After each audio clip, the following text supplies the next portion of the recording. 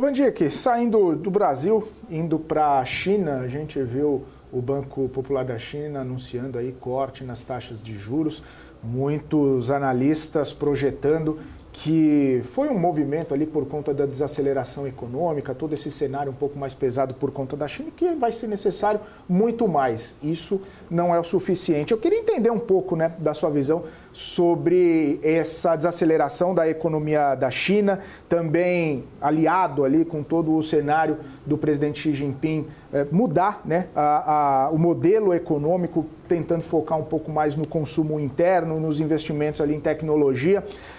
Quais são os desafios, né, efetivos aí para a China conseguir fazer essa transição energética, para conseguir retomar o crescimento que a China quer ter, né, acima dos 5%, e como isso pode também trazer algum tipo de impacto na economia global, já que a gente estava falando do Brasil, puxando um pouco a sardinha aqui para o nosso quintal. Eu vou dizer para vocês, não avisei que isso ia acontecer. Faz 1 ano e meio que eu tenho dito exatamente isso. A economia, ela vive contida dentro de uma redoma que chama-se política. O ambiente político determina as alternativas para a economia. A economia chinesa, ela é dominada por um tirano chamado Xi Jinping, que conseguiu, na melhor forma stalinista, tirar de cena todos os concorrentes que poderiam desafiá-lo ao poder. E desafiar não significa ocupar o lugar dele, mas é emitir uma posição contrária às crenças, às ideologias e à visão dele, principalmente sobre a economia. Quando você elimina as pessoas ao seu redor que dizem para você que o caminho pode não estar certo, você se cerca de asseclas, pessoas que dizem sim para você. E essas pessoas não trazem más notícias. Essas pessoas pintam o mundo de uma maneira mais rósea e não são capazes de dizer que o rei está nu.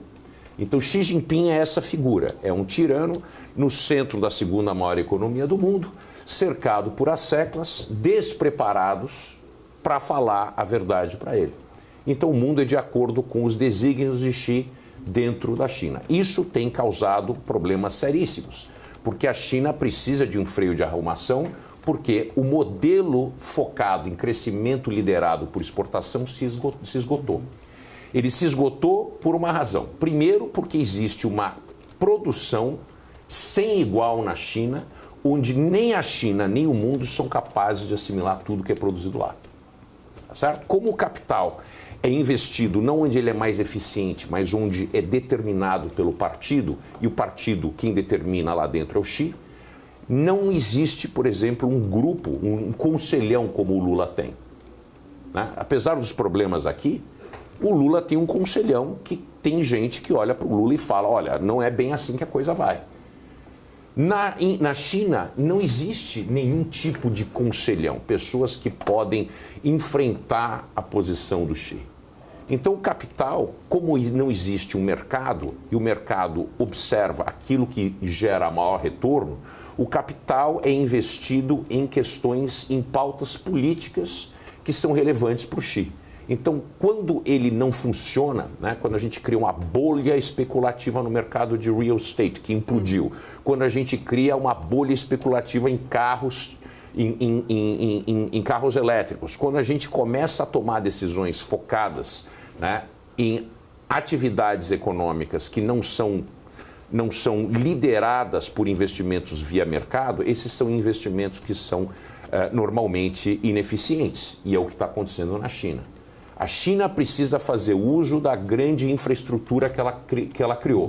Agora ela precisa ocupar todos os rincões, né? Uma vez que ela criou uma infraestrutura de trens de mobilidade rápida, de infraestrutura rodoviária, ferroviária e tudo mais, ela precisa ocupar com empresas e população que vai fazer uso disso e gerar retornos para esse investimento. A gente não vê isso. Uma das províncias mais pobres da China, nos últimos 30 anos, foram construídas 1.500 pontes. Não tem gente suficiente para cruzar as pontes, muito menos para gerar atividade econômica. Então, aquela atividade econômica do dirigismo estatal chinês, de dizer, contabilizar o PIB não pelaquilo que foi produzido, mas sim pelaquilo que o Xi mandou produzir, chegou ao fim. Então, não tem mais, porque eles construíram, agora seria o momento de usar toda essa infraestrutura que foi construída para gerar receita, para pagar esses juros de longo prazo que a China se endividou para fazer isso. E não está acontecendo. E quando a gente volta para a China internamente, o consumo, ele praticamente é inexistente, ele é muito baixo. Por quê? Porque a população, além de estar endividada, porque fizeram hipotecas de longuíssimo prazo, com casas, apartamentos e segunda casa e segundo apartamentos, que perderam mais de 30% do seu valor em algumas localidades na China. Que apenas 2 anos atrás, o metro quadrado em Xangai, o metro quadrado em Hong Kong e Pequim eram os metros quadrados mais caros do mundo.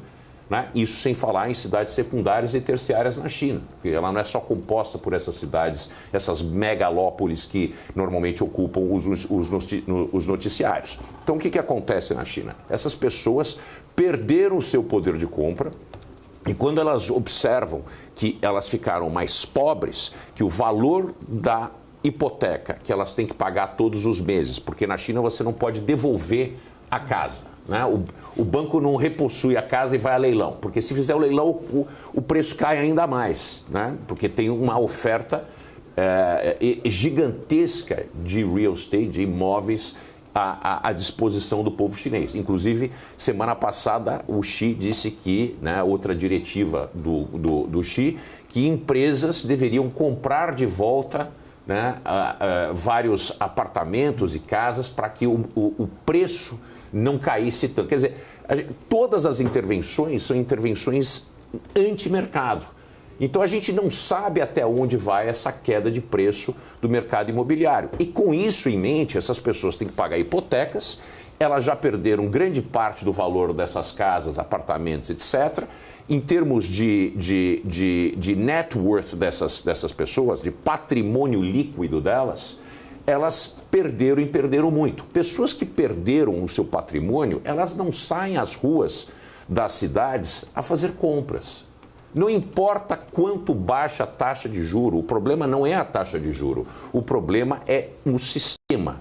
Se a gente não tomar uma decisão estratégica e resolver problemas estratégicos com questões estratégicas, com soluções estratégicas, não são soluções táticas como baixar a taxa de juro que vai mudar a questão na China. O problema da China é estrutural, porque ela tem uma estrutura, um modelo político e econômico que se esgarçou e precisa de mudança urgente. Do mesmo jeito que o Brasil precisa de reformas estruturais urgentes, a China também precisa. Só que o problema deles é muito mais sério, porque é o modelo político que não consegue mais ofertar para eles o espaço de crescimento para uma população de 1,4 bilhão conseguir crescer acima dos 5%. Maravilha, Vandique. Daqui a pouco a gente até fala mais. Deixa eu só atualizar aqui, né, algumas